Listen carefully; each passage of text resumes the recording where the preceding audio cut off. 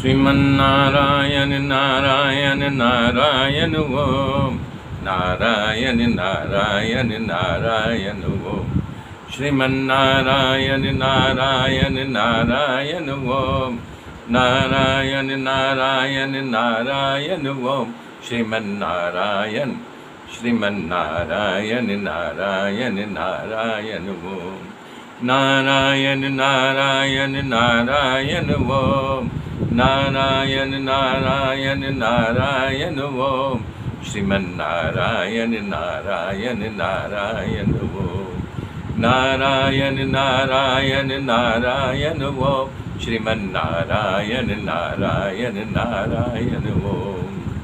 ओम नमो भगवते वासुदेवाय। ओम परमात्मने नमः।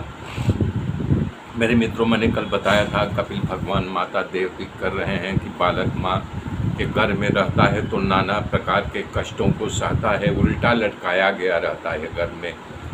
एक कीड़ा प्रकट होता है तो दूसरा कीड़ा जो उससे बड़ा हो जाता है छोटों कीड़े खाता है, बच्चे को भी चटका मारता रहता है। बच्चा बहुत दुखों को प्राप्त करता है, भगवान को याद करता है, पूर्व जन्म की बात उसको याद आ जाती है, त्राहिमाम करता है, कहता है कि हे प्रभु मुझे इस नरक से निकाल दो, मैं आपका ही भजन करूंगा, मुझे इस नरक से बचा लो।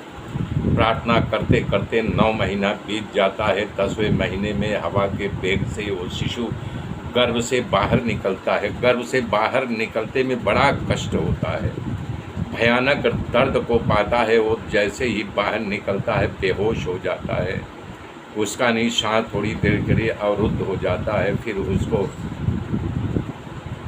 होश आता है, तमाम प्रकार के कष्टों को सहता है, प्रतिकूलता को बर्दाश्त करता है। मान लो अगर उसको भूख लगी है, रो रहा है तो माँ कड़ी दवा पिला देती है, और जब उसके पेट में कुछ दर्द होता है किसी कारण से तो उसको खाना या दूध खिला दिया जाता है, पिला दिया जाता है। शिशु अवस्था में खटमल या मच्छर काटे तो किसी से कह नहीं सकता है, सिर्फ रोता है और रोते हुए सारे दर्दों को बर्दाश्त करता है। करवट भी नहीं बदल पाता है, मैं करवट बदल लूँ या अपनी बात को अपने माता पिता से कह दूँ। इस प्रकार से तमाम कष्ट सहन करते करते वो प्रौढ़ावस्था को प्राप्त होता है। फिर जवानी आती है, जवानी में भोगने की इच्छा होती है, भोग न मिलने पर क्रोध आता है और विपरीत बुद्धि वाला जीव शरीर के सगे संबंधियों ने अनेक प्रकार का कर्म करता है और कराता है, इसलिए कर्म बंधन को प्राप्त होता है। कह रहे हैं सन्मार्ग पर चलने वाला पुरुष इस संसार में किसी कामी पुरुष का साथ होते ही सन्मार्ग वाला भी कामी बन जाता है, वो स्त्रियों का खिलौना बन जाता है। भगवान कपिल कह रहे हैं कि माँ जीव कभी भी स्त्रियों में आसक्त ऐसा कामी पुरुष का संग नहीं करना चाहिए, क्योंकि इंद्रियां बहुत बलवान होती हैं। ये बड़े बड़े महापुरुषों को भी विचलित कर देती है, ब्रह्मा जी भी इसमें फंस जाते हैं। इसलिए जिसको परम पद प्राप्त करना हो उसे स्त्रियों का संग नहीं करना चाहिए। स्त्रियों में आसक्ति रहने से, उसी प्रकार का चिंतन करने से करते करते अगला जन्म उसको स्त्री का ही धारण करना पड़ता है।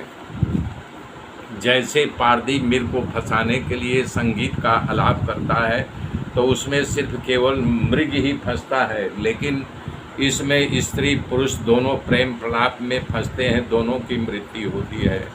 हे माँ, जीव अपने घर में आसक्त बन करके अपने धर्म का आचरण करता है, उसकी आसक्ति छूटती नहीं है। वो अनेक प्रकार के कामनाओं से मोहित होकर के भागवत धर्म से विमुख हो जाता है।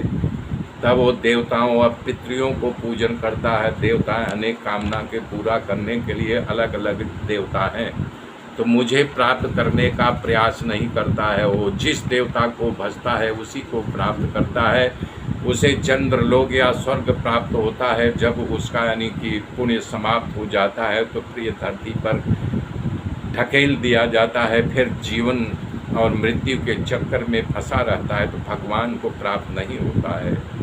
इसलिए भगवान अपने माता देवती से कह रहे हैं कि माता जी आप अत्यंत भक्ति और भाव से भगवान श्री हरि के शरण में जाओ, जो भगवान प्रत्येक प्राणियों के हृदय कमल रूपी मंदिर में विराजमान है, और वो हृदयस्थ परमात्मा के प्रभाव को आप जानते हैं, कारण कि मैं आपको इस विषय में बहुत कहा है और आपको अंदर से ज्ञान भी प्राप्त हो चुका है। उस ज्ञान की प्राप्ति होने के बाद संसार के तमाम पदार्थ भागवत के रूप में दिखाई देता है। इसलिए जब वो समान में वर्तन करता है तो विषमता नहीं आती है, वो सर्वत्र भगवान का दर्शन करता है। मेरे मित्रों, मेरे साथ बने रहिए, आगे की गाथा कल जोड़ूंगा, तब तक के लिए जय श्री राम।